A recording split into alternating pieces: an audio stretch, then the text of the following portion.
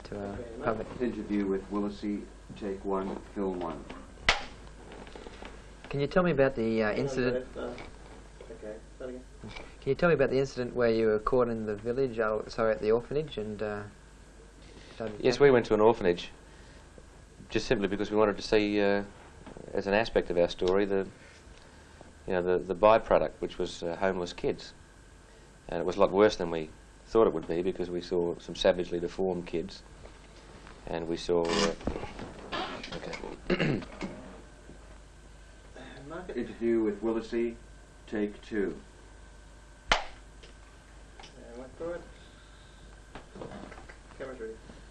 We went to an orphanage one day to just get that angle of the byproduct of the war being homeless kids. It was worse than we expected, because there were also deformed kids. They'd been caught in bombing raids, or there were also a couple of kids who'd been caught in napalm, which was about the worst thing you could see. And even worse, there was a very beautiful girl there who sat all day and didn't speak, and the story was that she got caught in a B-52 bombing raid, and it went on for several days. And when the raid ceased, she never spoke again and didn't appear to think, didn't show any emotions. He was just like a vegetable, very pretty vegetable. But while we were there filming, a fairly savage air attack opened up in the paddock next to us. Helicopter gunships were flying in about 30 metres, and even before they got to us, we're letting the rockets go, which was pretty fearsome, although we weren't in danger unless someone made a mistake. But it's frightening just to be so close to all that heavy stuff. And we'd keep an eye on this all day, but we kept doing our job, complicated by the fact that the sound was horrific. It just seemed to go on and on. We couldn't see what they were shooting at. Finally it abated, and we were about ready to go. In fact, I was standing on top of a jeep looking for a few shots before we left, and suddenly bullets started flying everywhere, and we raced for cover. We presumed that whoever had been dug in the paddock next door must have come out behind us, and they were shooting at us. So we made a very hasty and undignified exit, scrambling over rocks and cutting our hands and knees and being very, very frightened. The shooting finally stopped, and we waited another hour or two before we were game to go out and look. And we were staggered to find that the bullets had come from the M16s of a group of South Vietnamese government troops down on the road. Obviously they'd surrounded the area in case there was an escape from the field under attack, and these guys got bored and started shooting into the orphanage. This is quite a common occurrence. Well, they couldn't have done it at a worse time, because the monks in the orphanage told us that this had happened many times before, had already told us that planes coming back into Bearcat Air Base, which was nearby, would just unload unused rockets or even bombs before coming in, so go back with empty bomb racks to show how effective they'd been out in the field. And they said, we've lost a couple of nuns, a monk has been killed, 3 children have been killed. Now, I knew this place was suspected of being a Viet Cong orphanage, and so I thought maybe it's propaganda. And then the South Vietnamese government troop do it while we were there. So then we were very much inclined to believe all that the monks had told us, particularly because they had some documentary evidence. They had pictures and so on. And it was a very callous attitude by the South Vietnamese government troops, who obviously regarded this place as a hiding place of Viet Cong. Now, it might have been, but it seemed to me that wasn't the way to fight it. It was obviously not a conventional war. Was there much hand-to-hand combat? Well, I didn't spend enough time there to know from personal experience, but from my limited experience and from lots of talks with soldiers of various armies up there, I think there was very, very little of that.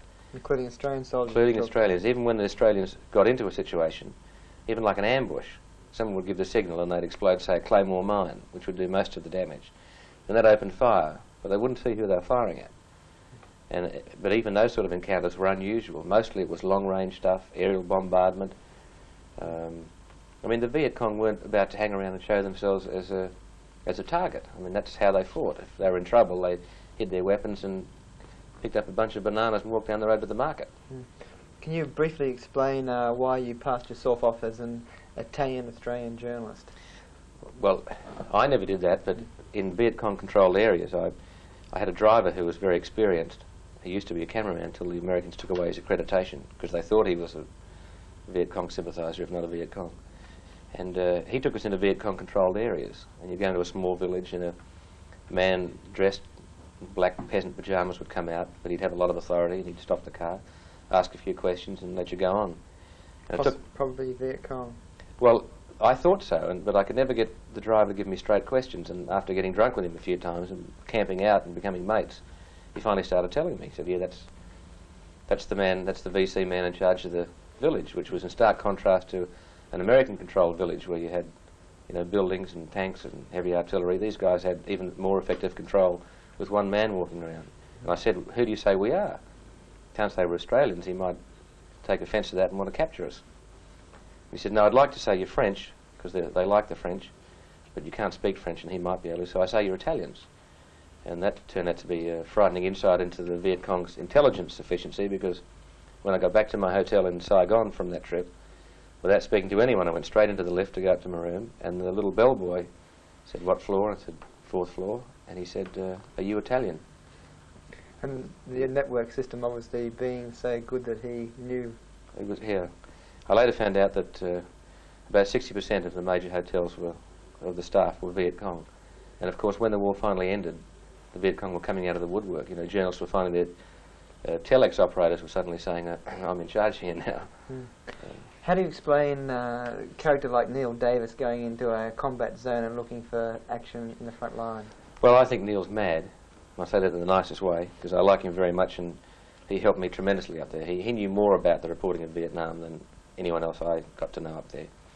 But I think he's mad. He couldn't help himself. If there was action on, in he'd go. What motivates him? Any idea? I just don't know. I can't understand it. I mean, I'd just be petrified, and I wouldn't do it. I mean, Cambodia, when the war first started there, I went to Phnom Penh, and a lot of the journalists were saying, well, you know, we're going out to look at this area where there's been some fighting, and I just point blank refused to go. In Vietnam, I went everywhere because I trusted the Viet Cong. I trusted their intelligence. There was no point in them capturing or shooting journalists. Usually when they did, it was an accident. But in Cambodia, you had the Red Khmer running around, and they were sort of bandits, and they were untrained and crazy for shooting.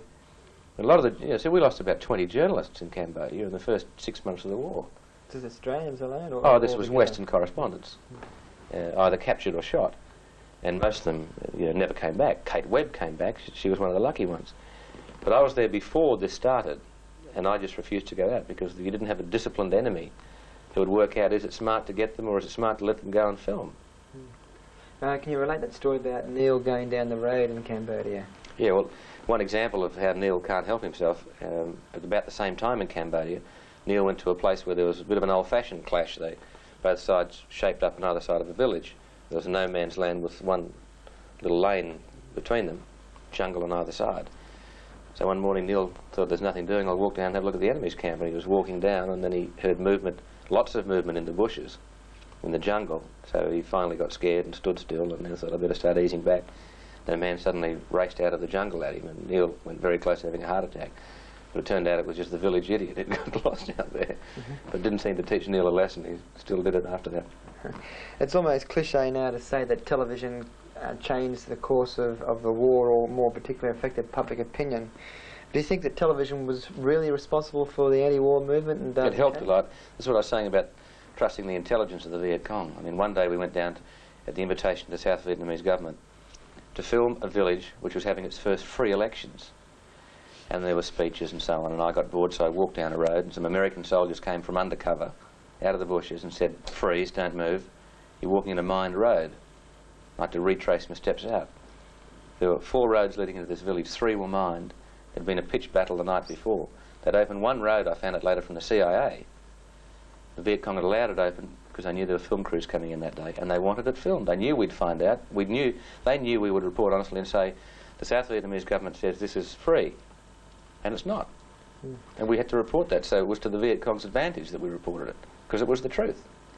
Given the fact that people saw the truth on television every night, and often it was Australian and American soldiers wounded, dying, why did it take so long for public opinion to change? I think people didn't understand the nature of the war. You know, it started off as a, you know, we were the affluent nations, and, you know, if little Vietnam gets in trouble, of course we should go and help and not have the communists take over and not respect the Geneva Agreement of '54 or whenever it was. And, you know, we all sort of felt righteous, and yes, of course, we should help, and it was as simple as that. We didn't understand that we're going into a war that you couldn't possibly win, and we didn't understand the nature of the conflict and the desires of a lot of the Vietnamese people. Why didn't Australian journalists get on camera there and say exactly this? Don't think they knew. They were up there though, surely they saw what the story was. Well, I went there about 5 times and my attitude changed every time. Was this largely because you never got a clear picture because it was always a flighting tour to Vietnam? I don't think so, because my interest was intense throughout the war. But, you know, for example, the first time when I got there I became worried and I thought, you know, this war was bad. We shouldn't have sent troops up here. We don't even know why we're fighting. Mm-hmm.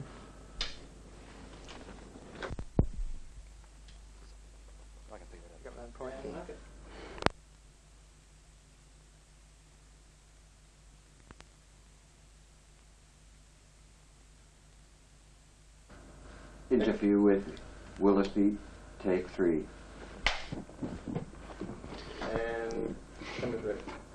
When I first went to Vietnam in 1967, I became very alarmed.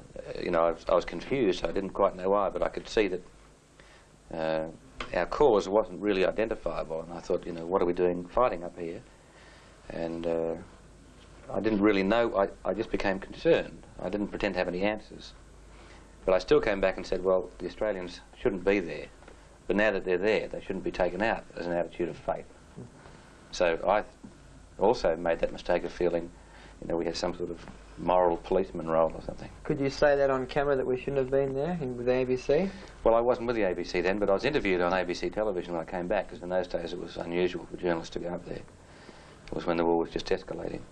And I said then, I think we shouldn't have gone, we shouldn't have been sent, but now that we're there, I think as a matter of faith we should stay there. Later on as an ABC journalist, were you able to get up on camera and say the war is wrong, it's futile, we shouldn't be there? No, we never editorialised, but we had a pretty free go with the way we presented our stories, particularly on Four Corners. And the last report I did, which would have been about 71, was on the so-called Vietnamisation of the war. And while I didn't editorialise, every fact we found there, every example we gave, all pointed to the stupidity of it, handing over to the South Vietnamese government the machinery of war that's already failed, and telling them to fight the same way with the same stupid, ugly and obvious weapons. Mm. Journalists pride themselves on their objectivity. Do you think that they really were objective about the Vietnam War? I think they were in Vietnam, largely. I think the war correspondents tended to be objective. I think the political correspondents back in Washington or Canberra, I think they weren't objective. Mm. But then what's objective? I mean, if you come to an honest decision, do you then say, no, but I won't be honest, I'll be objective, and I'll say there are 2 sides to the story? I mean, I certainly got to the stage where I didn't think there were 2 sides to the story. I thought we're just wrong. I mean, I think Russia and China were wrong too, but I think the Vietnamese people had the right to be right. Everyone was trying to take away that right. Mm. And anyway, just tactically, we're in a stupid position. We couldn't win and we could only lose. Mm. Did journalists and television change public opinion, or was it the other way around? They caught up with the groundswell of the anti-war movement? I think that the exchange of information today is faster than it's ever been. I don't think that. It's obvious. Everybody knows that. So with television cameras in the field in Vietnam, and with incredible transport arrangements, and if you're an accredited journalist, you could order an army helicopter or an Air Force helicopter and you could go somewhere. Transport was no problem, even in the jungles. So the war was televised.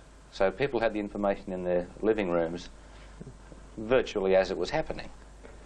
So the whole rate of change of public opinion was so much faster.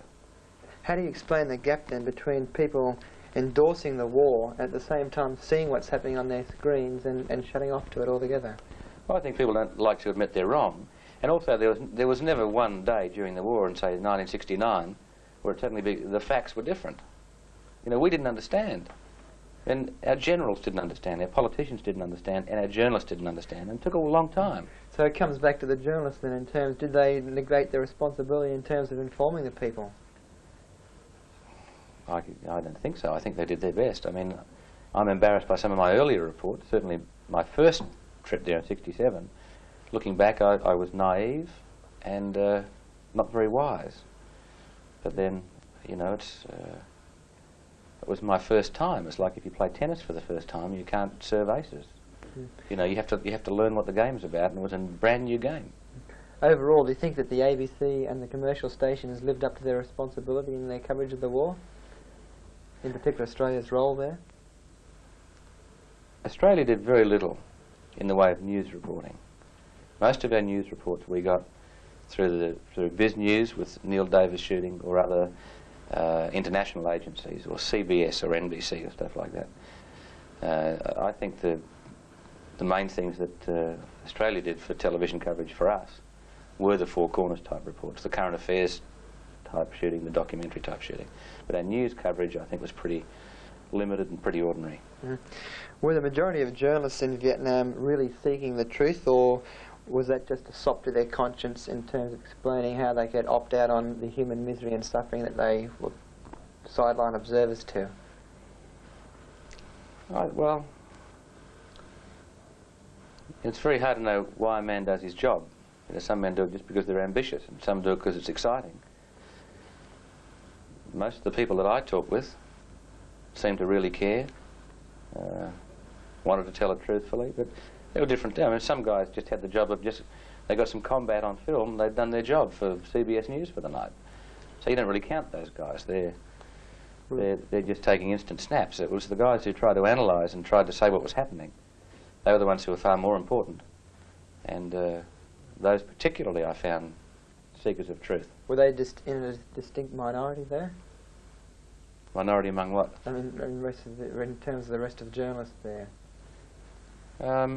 Yes, probably. Probably most of them were just going for basic news coverage, where it was just the job, you know, but that doesn't reflect on the journalist doing it. If their job is, what's the big story today? Well, there's a big bombing raid in the south. We'll get it. You know, or there's been some rockets have landed in Saigon this morning. Get it.